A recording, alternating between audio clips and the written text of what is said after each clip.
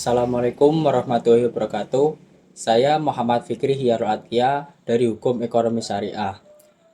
Yang terhormat Bapak Dr. Haji Sofar Robani, LCMA, selaku pengampu mata kuliah Aswaja 2. Di sini saya akan menjawab pertanyaan yang pertama, apakah yang dimaksud dengan kaidah al-tarku yungtiju hukman?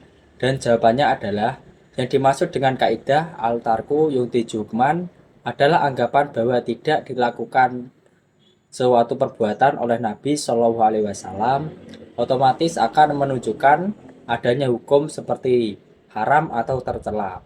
Namun berdasarkan kaidah yang benar justru berbunyi yang artinya tidak melakukannya Nabi Shallallahu Alaihi Wasallam tidak menghasilkan atau menunjukkan hukum tertentu.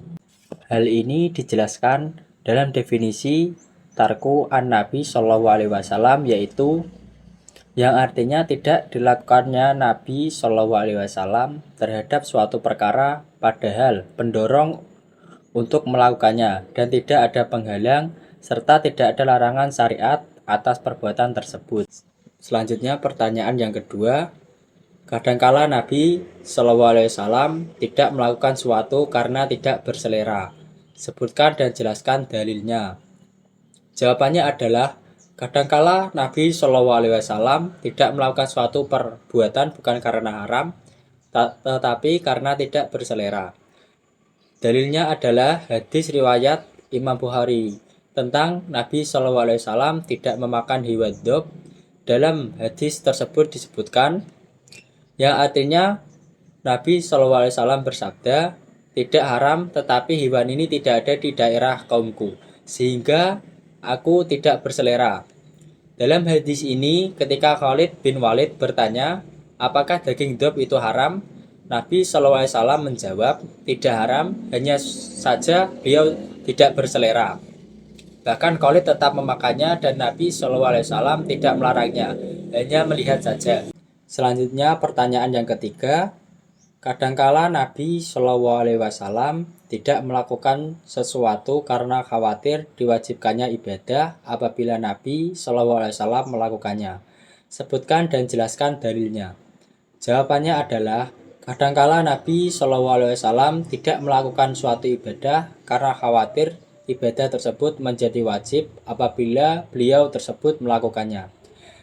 Dalilnya adalah hadis riwayat Imam Bukhari tentang Qiyamul Ramadan atau sholat malam Ramadan. Dalam hadis tersebut, Nabi Shallallahu Alaihi Wasallam beberapa malam melaksanakan sholat malam di masjid dan para sahabat mengikutinya.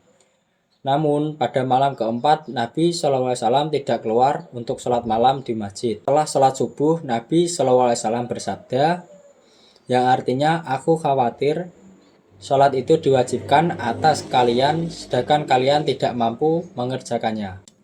Melanjutkan pertanyaan yang keempat, kadangkala Nabi Shallallahu Alaihi Wasallam tidak melakukan suatu karena tidak berselera.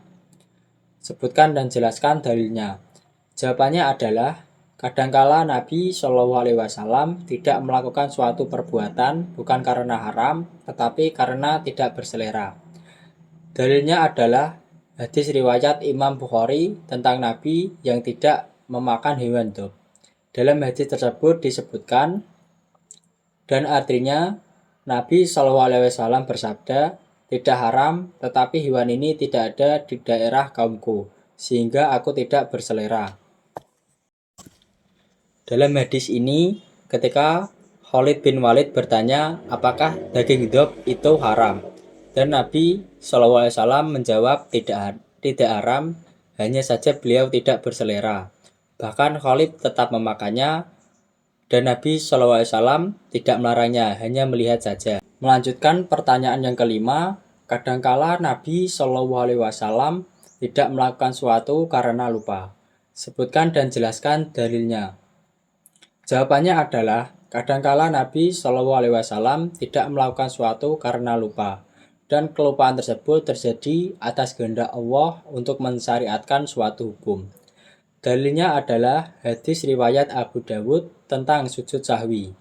Dalam hadis tersebut dijelaskan bahwa Nabi Shallallahu Alaihi Wasallam lupa bilangan rakaat salat, sehingga para sahabat memberitahukan hal itu kepada beliau. Setelah itu Nabi Shallallahu Alaihi Wasallam melakukan 2 kali sujud sahwi lalu salam. Kemudian Nabi Shallallahu Alaihi Wasallam bersabda, yang artinya, sesungguhnya aku hanyalah manusia, aku bisa lupa sebagaimana kalian lupa. Maka jika aku lupa, ingatkanlah aku. Melanjutkan pertanyaan yang keenam, kadangkala Nabi Shallallahu Alaihi Wasallam tidak melakukan suatu karena mencegah mafsadah yang lebih besar. Sebutkan dan jelaskan dalilnya. Jawabannya adalah, dalam beberapa riwayat disebut bahwa Nabi Shallallahu Alaihi Wasallam ingin membangun ulang Ka'bah sesuai pondasi Nabi Ibrahim alaihissalam. Namun beliau mengurungkan karena khawatir menimbulkan kegaduhan dan mengganggu keimanan umat Islam yang belum mapan.